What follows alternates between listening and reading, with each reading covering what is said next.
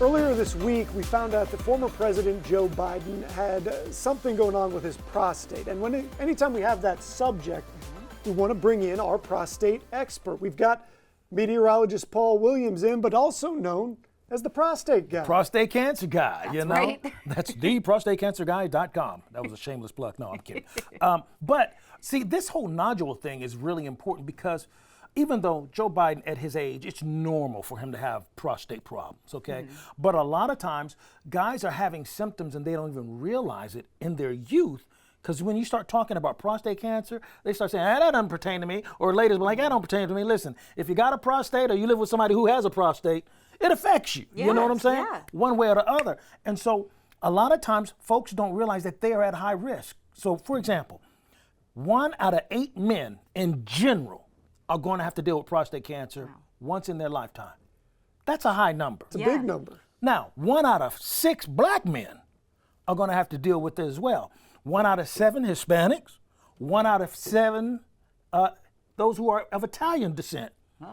Paisan. Hello, how we doing? That's right. So a lot of times people don't realize that they are at risk. So what happened with former President Biden was that chances are he had to go through what's called a digital rectal exam, and that's the one thing that everybody's like, ugh. But you got to get it done. Right, and I to a degree, I was like, ugh, myself. But think about this. This is something that takes only 3 Mississippis. Count with me. 1 Mississippi, 2 Mississippi, 3 Mississippi. Done. Check for cancer. You're still alive. If you can't take 3 Mississippis of discomfort, how much of a snowflake are you really? You know what I'm saying? So what we're doing now, as we're getting ready for our walk in September, the deal is this. Well, pause for a minute. What is the walk in September so everybody knows? I'm sorry, you're right. I always get ahead of myself because you know I'm scattered, right? We have a prostate cancer walk that we do at Cape Henlopen Park every year in September. This year is on the 13th. And at this park, we're going to be providing free screenings for prostate cancer with the blood test. So it's going to avoid this. Yep. But we have a blood test, which is a little more less evasive. Less invasive. Okay, there we go. Sure. That's today's word, boys and girls.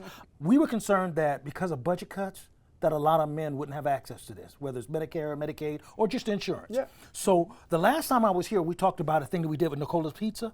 It raised enough money for us to start getting the ball rolling so that folks could get So you're that. going to have some of these tests right on site. Right on site. Free of charge. No charge. Even if you're not a part of the race, we still do it for you, okay? Everybody is at risk. It's something that we need to pay attention to. Men need to pay attention to this because it's really easy to, whether it's this or any other medical thing, a lot of guys will just wait. They'll just not do anything. And that waiting is what puts you in trouble. Deadly. Oh, it's very deadly, Yes. Lee. In fact, it's because of that is why a lot of categories of guys don't think it applies to them. So I said something about the black guys, 1 out of 6, or the Italian guys. Okay, but there's a whole lot of other guys. For example, guys that live in the rural area, they tend to say, I'm gonna put a little dirt on and keep it moving. Yeah. That because of that, their numbers are skyrocketing.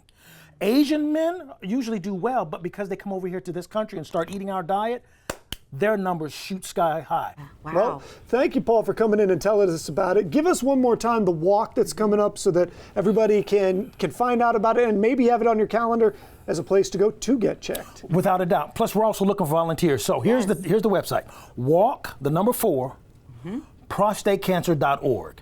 We have a volunteer plate that's up there already, or if you just want information, just put your information, we'll contact you, okay?